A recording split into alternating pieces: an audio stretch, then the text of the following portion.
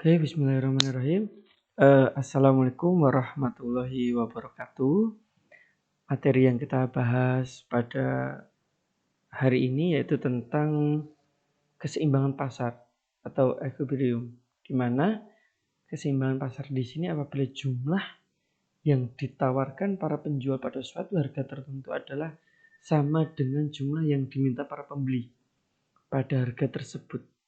Jadi permintaan dari konsumen itu sesuai dengan ketersediaan produk ataupun kesesuaian dengan harga jual pada saat itu juga. Nah, kalau menurut market equilibrium atau keseimbangan pasar itu sendiri disebutkan kondisi ketika terjadi keseimbangan pasar antara jumlah produksi ataupun jasa ataupun barang yang diminta maupun yang ditawarkan. Jadi itulah keseimbangan pasar itu antara apa yang diminta oleh konsumen dan ketersediaan barang itu ada. Itulah yang dinamakan dengan keseimbangan pasar.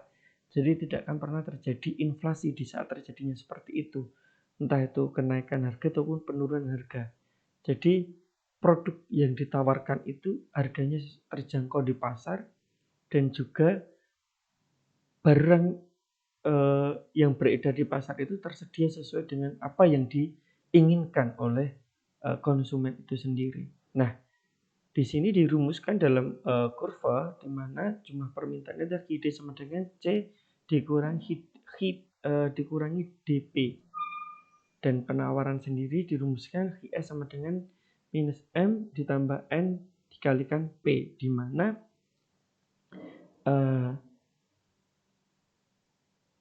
atau dengan rumus keseimbangan pasar di sini ID sama dengan GS atau C dikurangi D dikalikan P sama dengan M ditambah N dikalikan P, di mana C sendiri adalah suatu angka tetap atau positif, D sendiri adalah jumlah permintaan, dan M sendiri adalah suatu angka tetap yaitu negatif, dan M sendiri kecondongan kurva penawaran, dan HD adalah kuantitas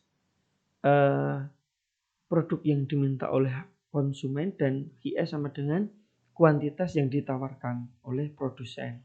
Nah, fungsinya apa? Fungsi dari keseimbangan pasar itu yang pertama adalah permintaan, di mana terdapat jumlah barang sesuai permintaan serta sederet faktor pendukung lainnya, ya, di mana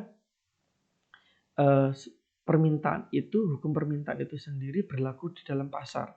Jadi suatu produk yang mengalami kenaikan harga ataupun pergantian harga karena faktor biaya atau karena jumlah permintaan semakin meningkat, itu akan berpengaruh terhadap penurunan permintaan terhadap barang tersebut. Pasti konsumen akan menggunakan produk yang lainnya yang sama manfaatnya, sama gunanya, dengan memiliki harga yang sesuai dengan permintaan konsumen ataupun harga pasaran, atau juga harga yang lebih rendah. Nah, begitu juga dengan sebaliknya. Apabila harga produk tersebut yang awalnya tadi bisa naik, itu akan kembali normal stabil kembali, itu jumlah permintaan akan semakin meningkat, ya, akan semakin meningkat. Kita bisa melihat harga itu naik bukan hanya karena jumlah permintaan saja, karena ada juga kondisi pasar. Kita bisa mengetahui jika musim-musim tertentu atau hari-hari tertentu itu membuat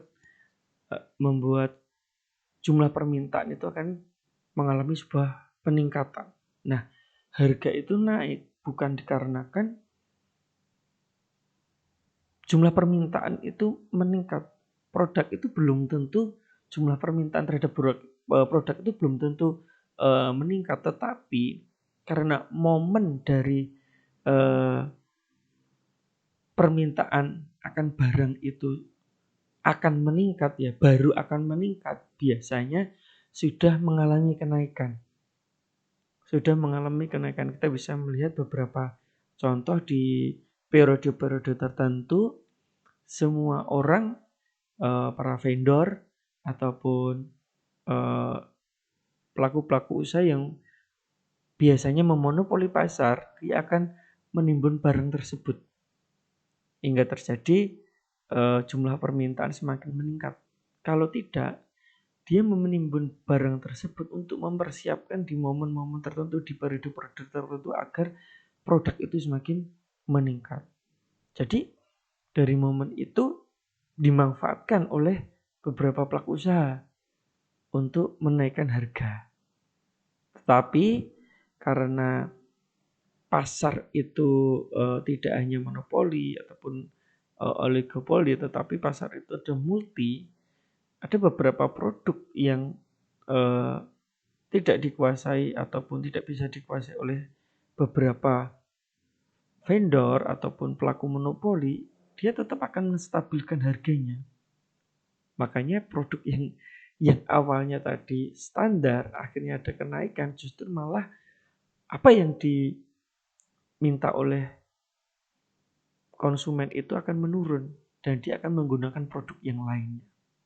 Nah, berikutnya fungsi dari penawaran itu sendiri, yaitu berfokus pada kolerasi persamaan di antara harga dan jumlah barang. Ya, mekanisme ini disesuaikan dengan hukum penawaran, yakni ketika terdapat peningkatan jumlah barang, maka akan diikuti dengan harga yang juga naik.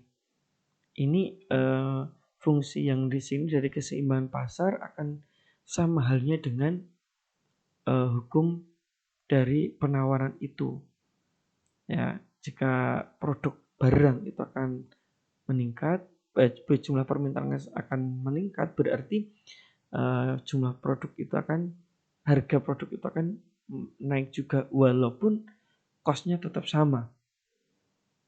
Tetapi keseimbangan pasar ini walaupun jumlah produk yang ditawarkan ataupun jumlah barang yang beredar di masyarakat itu seimbang dengan jumlah permintaan, tetapi jika cost-nya itu naik dalam memproduksi barang tersebut tanpa ada periode waktu tertentu ataupun momen tertentu, itu juga tidak akan berpengaruh.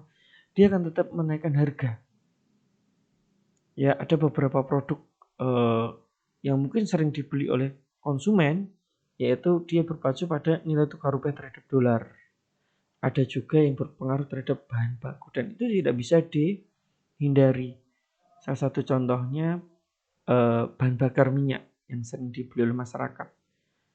Biasanya harga tersebut akan meningkat di saat satu, pemerintah mengurangi jumlah subsidinya, yang kedua nilai tukar rupiah terhadap dolar semakin meningkat. Jadi nilai jual barang tersebut itu nilai tukarnya berapa puluh atau berapa ribu atau berapa puluh ya US dollar per barel, tergantung nilainya dari sana berapa. Nah, ini adalah kurva dari keseimbangan pasar atau grafiknya ya. Kelebihan penawaran dan di sini adalah kelebihan permintaan. Jadi di saat ada kelebihan permintaan dan penawaran, disitulah terjadinya keseimbangan pasar. Ataupun jika jumlah permintaan dan produk yang beredar di masyarakat itu seimbang, berarti itulah keseimbangan pasar. Nah, adalah perubahannya ya.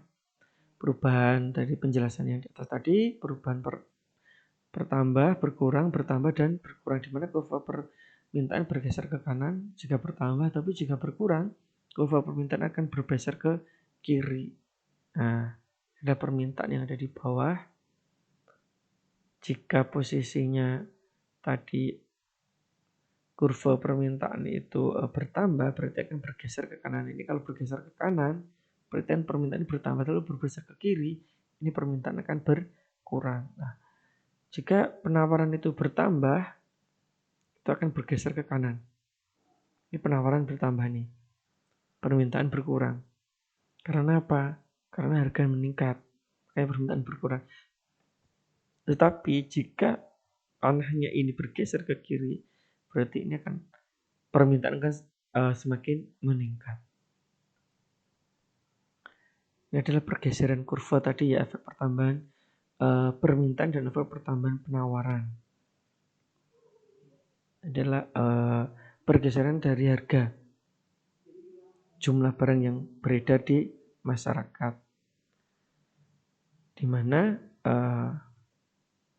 ini adalah pertambahan permintaan jika biasanya harganya itu berada di kisaran PE ini berkisaran 10.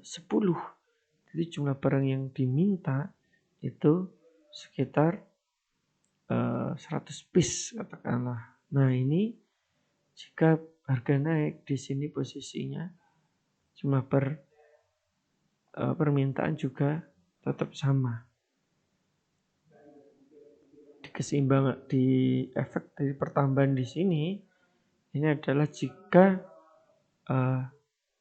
harganya itu posisinya naik, jumlah barang yang beredar atau ditawarkan itu berkurang, ya. Beda dengan yang ada di sini, karena masyarakat itu membutuhkan produk itu, jadi tetap sama jumlah permintaannya harga berapapun. Tapi kalau di sini semakin tinggi berarti akan berkurang jumlah produk yang diminta. Tetapi kalau harga turun berarti jumlah produk yang diminta akan meningkat. Gitu ya. Nah, berikutnya yaitu bagaimana proses yang terjadi ya pada keseimbangan pasar. Penjual menyediakan barang sesuai dengan permintaan. Ya, pasti itu sesuai dengan permintaan. Dua, stok barang sesuai dengan penawaran pembelian. Keseimbangan permintaan dan tingkat ketersediaan, di mana yang kedua ini dijelaskan bahwa penjualan itu sesuai dengan apa yang diminta oleh konsumen, dan produsen sendiri menyalurkan stok dari produk tersebut juga sesuai dengan penawaran produk yang dibeli oleh masyarakat itu. Kita tidak mungkin akan menawarkan produk pada konsumen yang tidak begitu banyak memilih produk kita. Jadi ada beberapa daerah mungkin di situ menggunakan produk kita. Ada beberapa daerah di situ tidak menggunakan produk kita. Nah, dari situ kita menilai mana yang harus disuplai paling banyak yang sesuai dengan permintaannya. Nah, yang berikutnya adalah keseimbangan permintaan dan tingkat ketersediaan, di mana kebutuhan pembeli akan barang yang pada pasar menjadi penjual harus memastikan stok barang dengan dagangnya tersebut tersedia dalam periode tertentu.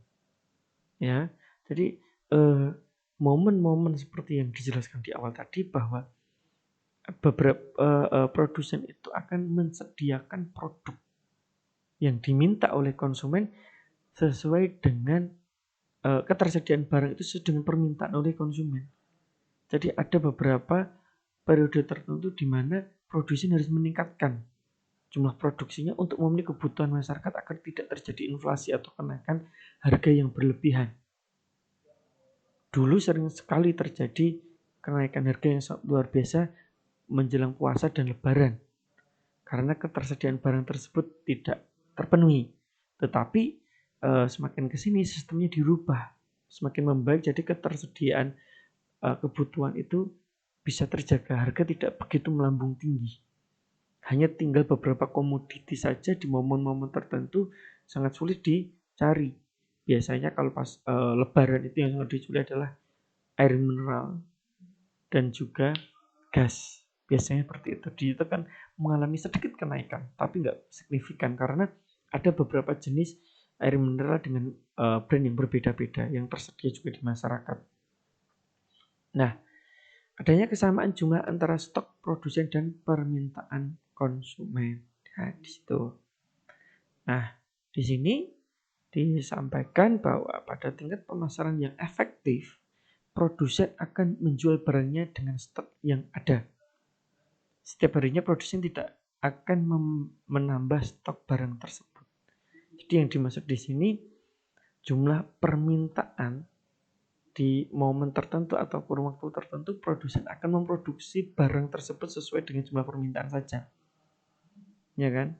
Jadi mungkin di bulan Januari itu biasanya kondisi pasar permintaan konsumen tentang produk itu hanya sekian juta piece.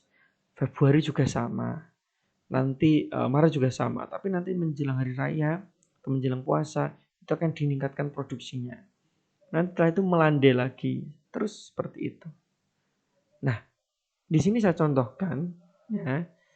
Saya contohkan soal di mana fungsi permintaan sebuah barang di pasar menunjukkan bahwa QD 40 min P serta fungsi P adalah QS sama dengan 4P dikurangi 50. Tentukan berapa jumlah harga keseimbangan pasar di situ. Nah, harganya di sini kita melihat dari harga equilibrium akan tercapai jika berbagai syarat dapat terpenuhi. Syarat dari harga equilibrium sendiri adalah QD sama dengan QS dibagi PD sama dengan PS. QD sama dengan QS. Nah, QD berapa? 40. Dikurangi P. Nah, ini. QD di atas ini.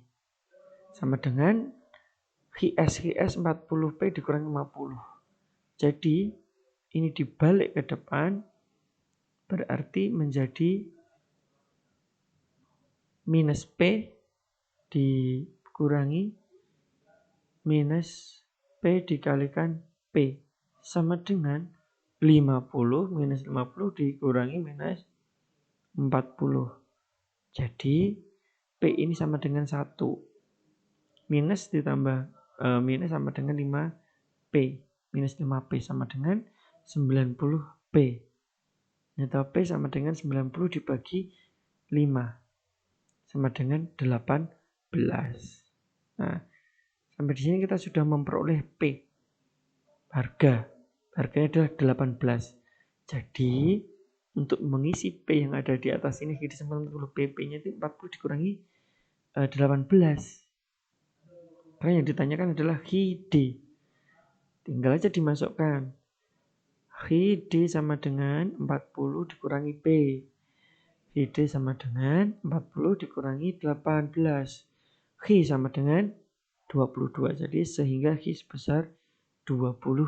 Itu ya. Itu adalah contoh soalnya. Oke. Sekian pembahasan materi kita kali ini. Kurang lebihnya mohon maaf ya. Nanti kita bisa diskusi lagi. Cukup sekian dari saya. Wassalamualaikum warahmatullahi wabarakatuh.